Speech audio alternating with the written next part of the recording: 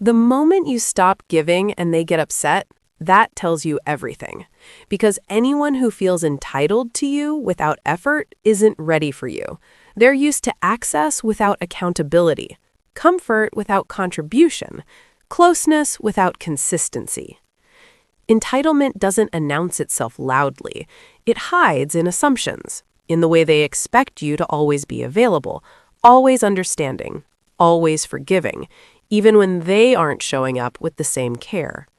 And when you finally pause, when you pull back, or when you ask for more, the reaction isn't reflection, it's resistance.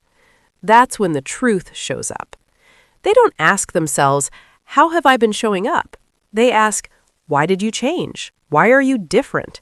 Why aren't you as giving anymore?" Because in their mind, your role was never something they needed to earn, it was something they believed they were owed. Entitlement turns generosity into obligation. It takes your kindness and treats it like a permanent resource instead of a gift. And the moment that resource becomes limited, frustration appears. Pay attention to how someone responds when you ask for reciprocity. Do they step up, or do they minimize your needs? Do they listen, or do they guilt trip you into giving more? Those reactions reveal more than any promise ever could. Someone who values you doesn't get angry when you ask for effort, they rise to it. And the longer you tolerate entitlement, the more it convinces them you'll stay, no matter how little they give. That's how imbalance becomes normal.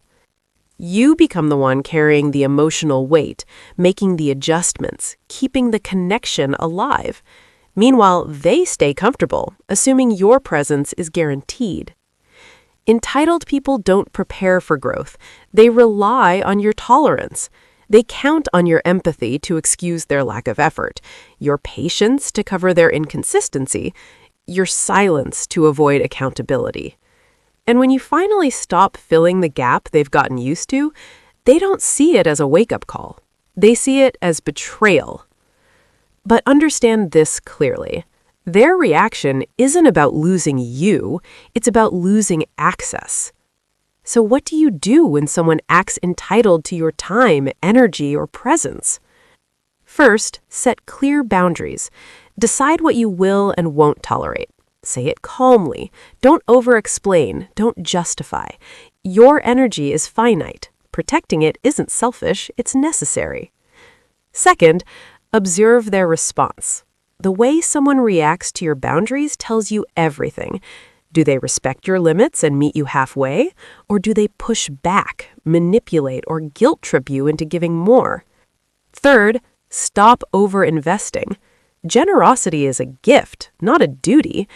Give when it's mutual. When effort isn't reciprocated, pull back without apology. And finally, trust your intuition. If someone consistently refuses to meet you with respect and effort, it's not your job to fix them. It's your job to protect yourself. The right people will rise to match your energy. The rest, let them walk. Because true respect isn't forced, it isn't demanded, it's recognized, and it's matched. And once you start living this way, something powerful happens. The people who were taking you for granted either step up or step aside. You stop wasting energy on people who see your generosity as a given. You stop negotiating your worth for anyone who isn't willing to meet it. Kindness becomes intentional, not automatic. Connection becomes mutual, not draining. And your boundaries? They're not punishment, they're a statement. I value myself enough to expect the same from others. At first, it might feel uncomfortable. Some people will resist, some will disappear. But you're not losing them. You're revealing who was never meant to value you in the first place. The more you honor your boundaries, the clearer your life becomes. The right people stay, consistently.